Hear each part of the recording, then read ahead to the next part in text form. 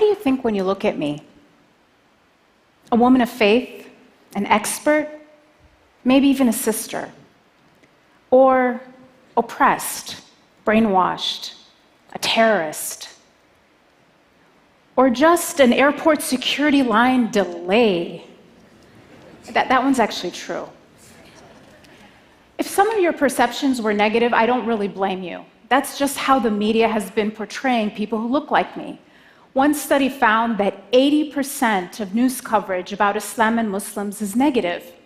And studies show that Americans say that most don't know a Muslim. I guess people don't talk to their Uber drivers. Well, for those of you who've never met a Muslim, it's great to meet you. Let me tell you who I am. I'm a mom, a coffee lover, double espresso, cream on the side. I'm an introvert. I'm a wannabe fitness fanatic, and I'm a practicing spiritual Muslim. But not like Lady Gaga says, because baby, I wasn't born this way. It was a choice. When I was 17, I decided to come out. No, not as a gay person like some of my friends, but as a Muslim, and decided to start wearing the hijab, my head covering. My feminist friends were aghast. Why are you oppressing yourself? The funny thing was, it was actually, at that time, a feminist declaration of independence from the pressure I felt as a 17-year-old to conform to a perfect and unattainable standard of beauty. I didn't just passively accept the faith of my parents. I wrestled with the Quran. I read and reflected and questioned and doubted and ultimately believed. My relationship with God, it was not love at first sight. It was a trust and a slow surrender that deepened with every reading of the Quran. Its rhythmic beauty sometimes moves me to tears. I see myself in it. I feel that God knows me. Have you ever felt like someone sees you, completely understands you, and yet loves you anyway? That's how it feels. And so later, I got married, and like all good Egyptians, started my career as an engineer. I later had a child after getting married, and I was living essentially the Egyptian-American dream. And then that terrible morning of September 2001. I think a lot of you probably remember exactly where you were that morning. I was sitting in my kitchen, finishing breakfast, and I look up on the screen and see the words breaking news. There was smoke, airplanes flying into buildings, people jumping out of buildings. What was this? An accident? A malfunction? My shock quickly turned to outrage. Who would do this? And I switched the channel and I hear Muslim terrorist, in the name of Islam, Middle Eastern descent, jihad. We should bomb Mecca. Oh my God. Not only had my country been attacked, but in a flash, somebody else's actions had turned me from a citizen to a suspect. That same day, we had to drive across Middle America to move to a new city to start grad school. And I remember sitting in the passenger seat as we drove in silence, crouched as low as I could go in my seat for the first time in my life, afraid for anyone to know I was a Muslim. We moved into our apartment that night in a new town in what felt like a completely different world. And then I was hearing and seeing and reading warnings from national Muslim organizations saying things like, be alert, be aware, stay in well-lit areas, don't congregate. I stayed inside all week. And then it was Friday, that same week, the day that Muslims congregate for worship. And again, the warnings were, don't go that first Friday. It could be a target. And I was watching the news, wall-to-wall coverage. Emotions were so raw, understandably. And I was also hearing about attacks on Muslims, or people who were perceived to be Muslim being pulled out and beaten in the street. Mosques were actually firebombed. And I thought, we should just stay home. And yet, something didn't feel right. Because those people who attacked our country attacked our country. I get it that people were angry at the terrorists. Guess what? So was I. And so to have to explain yourself all the time isn't easy. I don't mind questions. I love questions. It's the accusations that are tough. Today we hear people actually saying things like, there's a problem in this country and it's called Muslims. When are we going to get rid of them? So some people want to ban Muslims and close down mosques. They talk about my community kind of like we're a tumor in the body of America. And the only question is, are we malignant or benign? You know, a malignant tumor you extract altogether, and a benign tumor you just keep under surveillance. The choices don't make sense because it's the wrong question. Muslims, like all other Americans, aren't a tumor in the body of America. We're a vital organ. Thank you.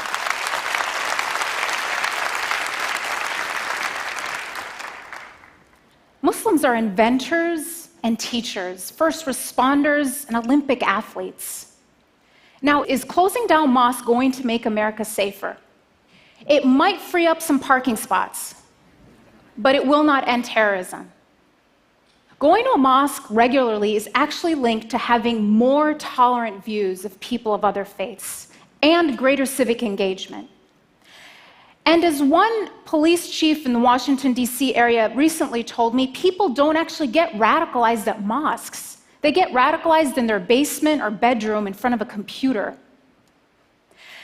And what you find about the radicalization process is it starts online, but the first thing that happens is the person gets cut off from their community, from even their family, so that the extremist group can brainwash them into believing that they, the terrorists, are the true Muslims, and everyone else who abhors their behavior and ideology are sellouts or apostates.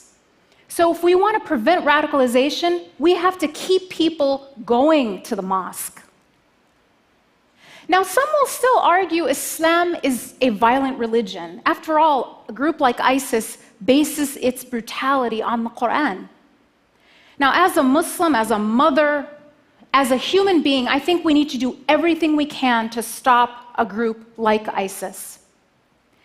But we would be giving into their narrative if we cast them as representatives of a faith of 1.6 billion people. Thank you.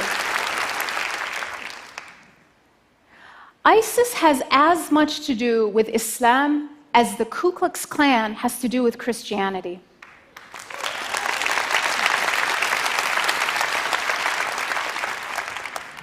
Both groups claim to base their ideology on their holy book.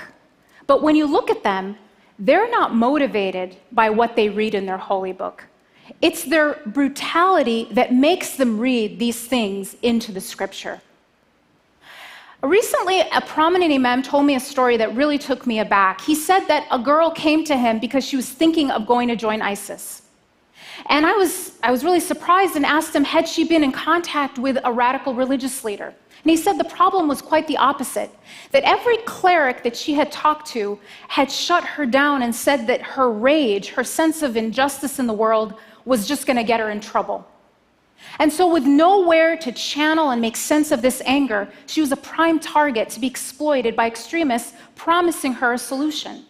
What this imam did was to connect her back to God and to her community. He didn't shame her for her rage. Instead, he gave her constructive ways to make real change in the world. What she learned at that mosque prevented her from going to join ISIS. And I've told you a little bit about how Islamophobia affects me and my family, but how does it impact ordinary Americans? How does it impact everyone else? How does consuming fear 24 hours a day affect the health of our democracy, the health of our free thought? Well, one study, actually several studies in neuroscience, show that when we're afraid, at least three things happen. We become more accepting of authoritarianism, conformity, and prejudice. One study showed that when subjects were exposed to news stories that were negative about Muslims, they became more accepting of military attacks on Muslim countries and policies that curtail the rights of American Muslims. Now, this isn't just academic. When you look at when anti-Muslim sentiment spiked between 2001 and 2013, it happened 3 times, but it wasn't around terrorist attacks. It was in the run-up to the Iraq War and during 2 election cycles. So Islamophobia isn't just the natural response to Muslim terrorism as I would have expected. It can actually be a tool of public manipulation, eroding the very foundation of a free society, which is rational and well-informed citizens. Muslims are like canaries in the coal mine. We might be the first to feel it, but the toxic air of fear is harming us all.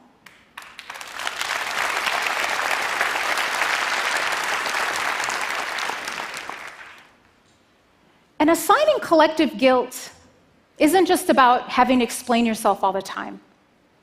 Dia and his wife, Yusr, were a young married couple living in Chapel Hill, North Carolina, where they both went to school. Dia was an athlete, and he was in dental school, talented, promising. And his sister would tell me that he was the sweetest, most generous human being she knew. She was visiting him there, and he showed her his resume, and she was amazed. She said, "When did my baby brother become such an accomplished young man?"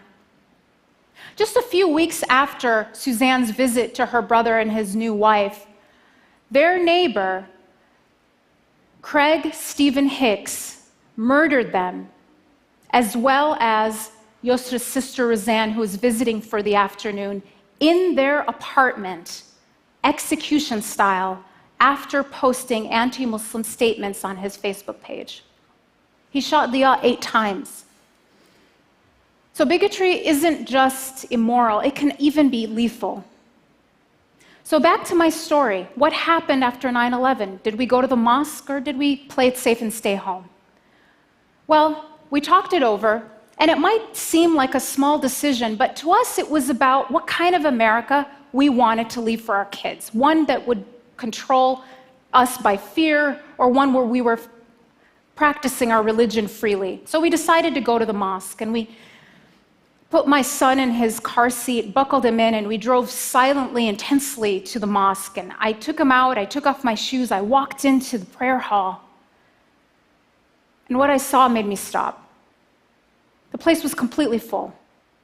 And then the imam made an announcement thanking and welcoming our guests, because half the congregation were Christians, Jews, Buddhists, atheists, people of faith and no faith, who had come not to attack us, but to stand in solidarity with us.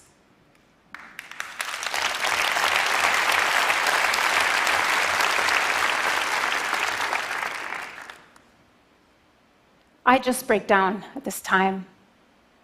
These people were there because they chose courage and compassion over panic and prejudice. What will you choose? What will you choose at this time of fear and bigotry? Will you play it safe, or will you join those who say, we are better than that? Thank you.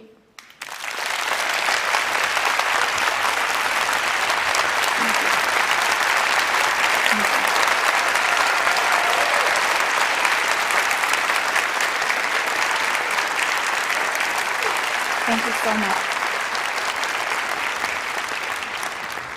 So, Dalia, you seem to have struck a chord, but I wonder, what would you say to those who might argue that you're giving a TED Talk, you're clearly a deep thinker, you work at a fancy think tank, you're an exception, you're not the rule? What would you say to those people?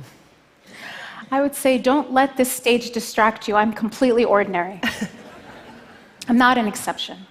My story is not unusual. I am as ordinary as they come. When you look at Muslims around the world, and I've done this, I've done the largest study ever done on Muslims around the world. People want ordinary things. They want prosperity for their family, they want jobs, and they want to live in peace. So I am not in any way an exception. When you meet people who seem like an exception to the rule, oftentimes it's that the rule is broken, not that they're an exception to it. Thank you so much. Thank you so much. Dalia Mogahed. Thank you.